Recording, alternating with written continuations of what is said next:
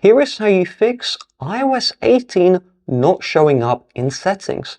But first, hit the like and subscribe buttons down below. It really helps me out. Thank you. So if I open up settings and I head to software update, if you're not seeing iOS 18 in settings, that's because it hasn't released yet.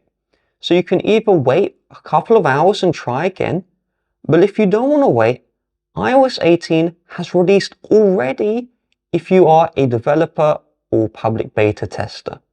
This version of iOS 18 for the developers is the public release that has been released 1 week early.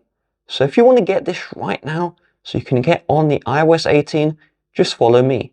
So we're going to open our web browser and we want to head to developer.apple.com.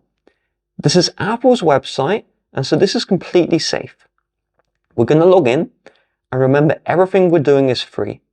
So we'll tap the lines at the top left, and we'll tap on account, and we just want to sign in with our Apple login. So just sign in. Once signed in, there'll be terms and conditions you need to agree to. So just scroll down and agree. And then once you see this screen, you are now enrolled for iOS betas.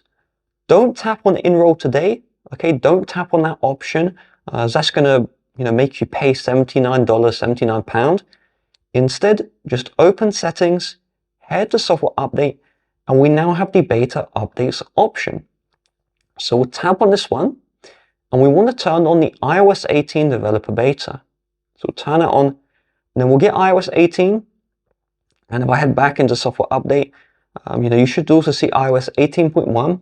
And the proof I'm not talking nonsense is here. You can see iOS 18 is now available in my software update, and I can tap the update now to install the iOS 18 early before public release on my iPhone.